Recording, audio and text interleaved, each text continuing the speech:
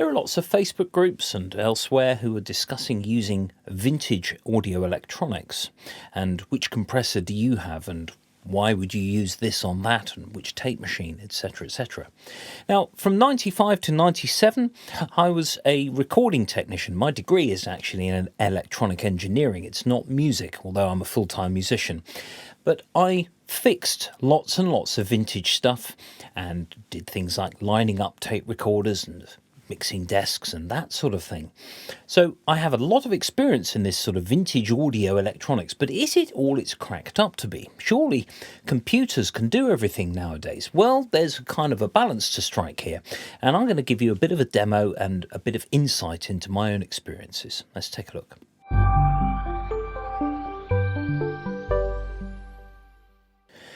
Behind me on the shelf, you can see a Revox. It's an A77 Mark III from 1973, and it works perfectly.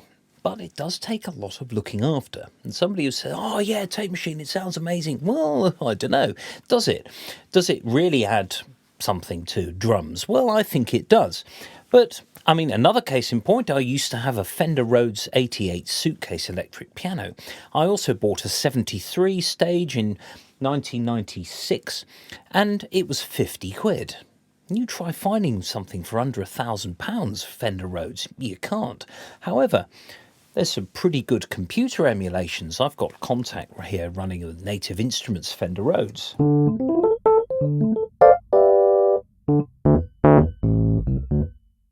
It's really good.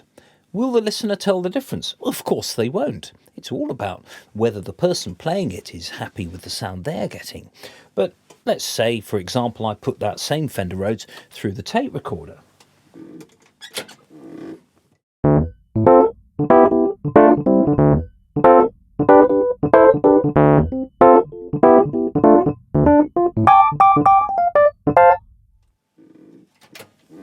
So let's have a listen back to that and see if it actually made any difference at all.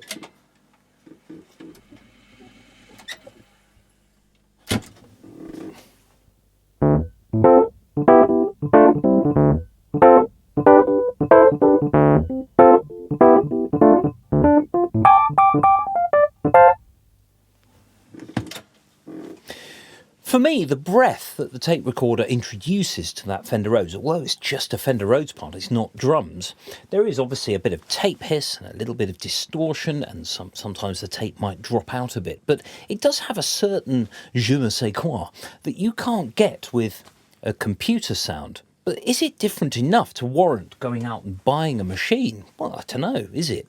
And also, you have to clean this, you have to line it up, you have to replace capacitors on it when they start cracking and creaking and doing all sorts of other things. So there really is a balance to strike. Now, a friend of mine bought a vintage microphone recently. It was a D12, actually, the AKG D12.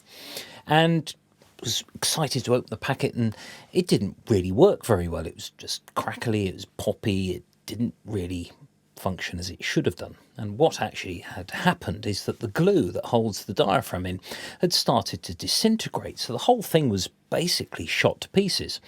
There are people who say, oh yes, I want something with original capacitors. No, you don't. You don't want something with original capacitors, because actually they don't last very long. As soon as they warm up, you know, if they keep sort of running hot, they are going to fail. So there's not really any point at all. Oh yes, I want an original pot in my Fender Strat from 1966. Well, actually, maybe you don't. You know, as soon as the thing wears out, all of these things have a shelf life. And of course, yeah, it's a different thing if it's for a collector, where, you know, you open the thing and the pot's got the correct number on it. I mean, we all go a bit silly on this. Now, when I was working at Townhouse, I was looking after Studer A100 2-inch 24-track tape recorders, and they were fantastic things. Well, they still are, because there are quite a few still around. Swiss-made, just precision, brute force, no-holds-barred engineering. But, you know, it's 2,500 watts that the thing draws from the mains when you're in play mode, record, fast forward, or rewind. Basically, whenever the motors are running, the thing is sucking goodness knows what out of the electric supply. Can you afford to run one? Well, I don't know, can you? You need the mixing desk to go with it. Now, you can get a plug-in, actually, the Universal Audio do an A800 plugin, and given that I used these machines time and time again in the 1990s when I was adjusting them up every morning and listening to tapes that were being recorded and just checking everything was working properly, I can really testify to the fact that the plugins are really very good indeed. So do we need this stuff? Well, I don't know. I quite liked the Fender Rhodes that came back off that tape recorder. I've got on here one of the Waves plugins, which is the Abbey Road record. So if I just switch this on,